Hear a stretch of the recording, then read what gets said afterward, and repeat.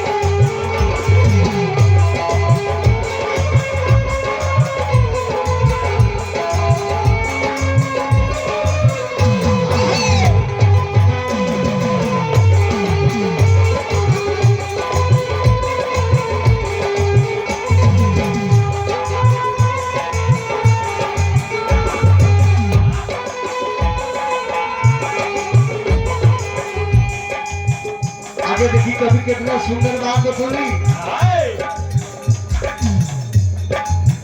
खेलन बचपन की सनों में हमारी भाव जहिया हो ये परसाद।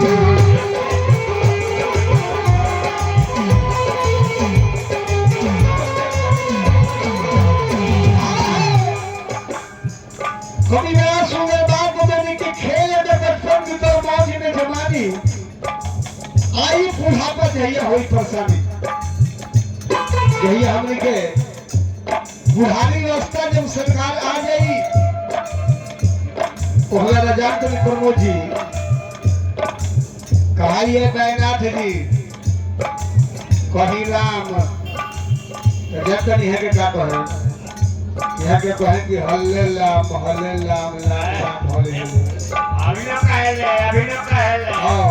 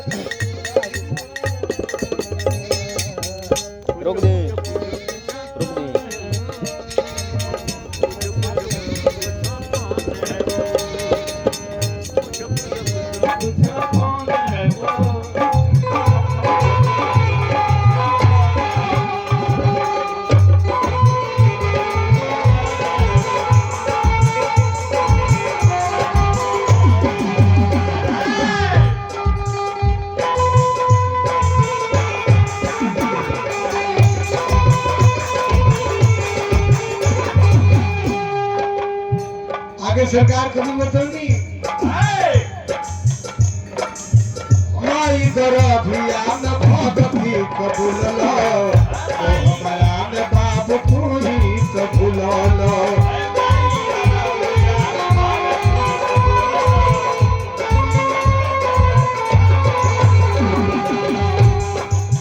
जमुना महाराज हमने हमने के अपना माता के कोख में हो जाला तो हमें राजन की भगवान से दीदार होला बात होला कि हे भगवान हमने की नरक से निकाली हमने की मीत लोक में जाए नहीं करा और भजन भाव भक्ति करिए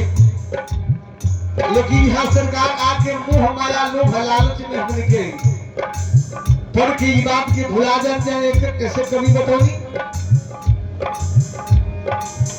माई गड़ा ज्ञान भगति कबूल लो वो हमारा में पढ़ के तू ही बाबू भूलो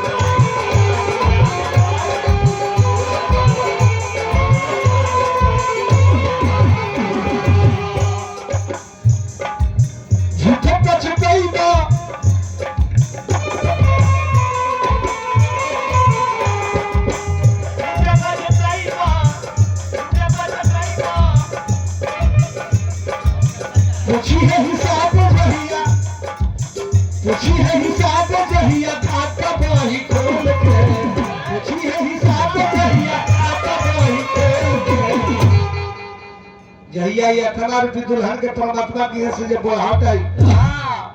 तो हमारा पूछाई किया दाना जी कौन 100 रुपया लेकर वो नाल बुझौले बनी सबके जवाब दे के बाद जैसे कभी कहनी रोगो मुझे तो फ्री में आई बनी झूठे के छुटाई में अखियां में आंसू भर के अपनी जिंदगी बना लो भजन मिलके जिंदगी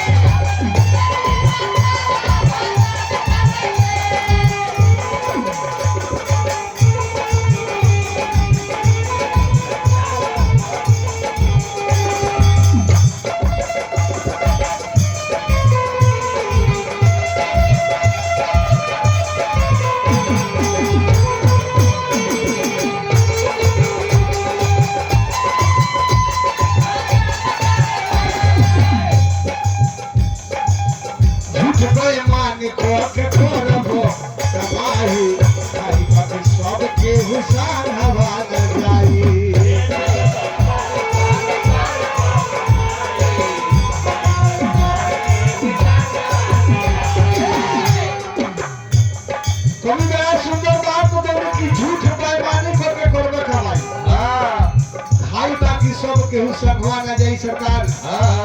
आज बैना जी बड़ा जी है झूठ बाजारी चलता कि होय दिया 70 रुपया देता है होय दिया 70 देता है अरे भागत लो 50 रुपया काटी 50 रुपया सरकार इस तरह धन दौलत संपत्ति साथे न दे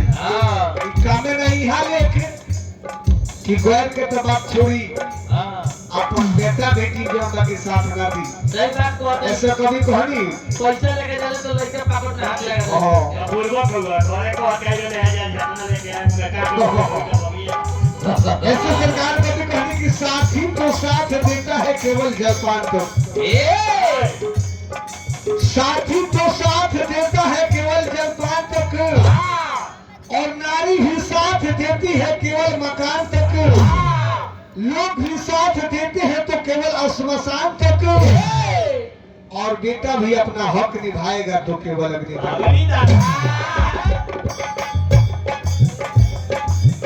झूठ बेईमान को करबो समाही आई बाकी सब के हुसान भवाना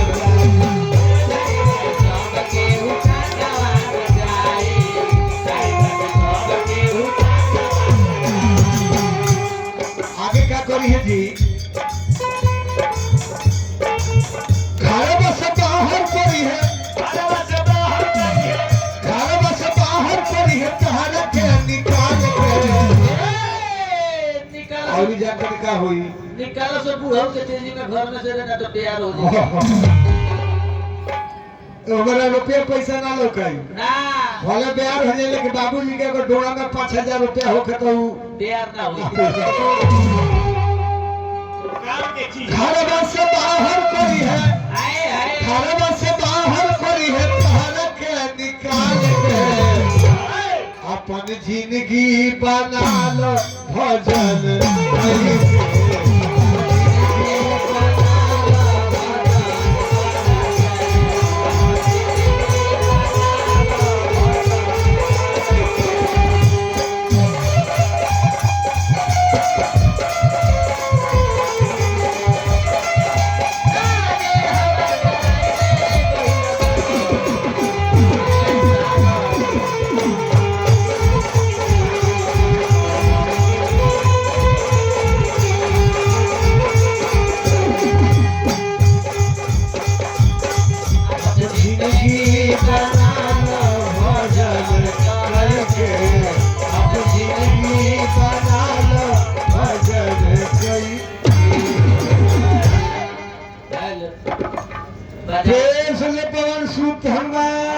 की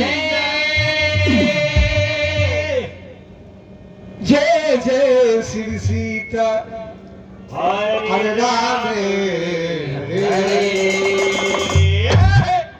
उनके को अभी कोई नाल बजाओ तो आँख खोल के बजाओ पूरा दिन एक काम कमलेश भाई बात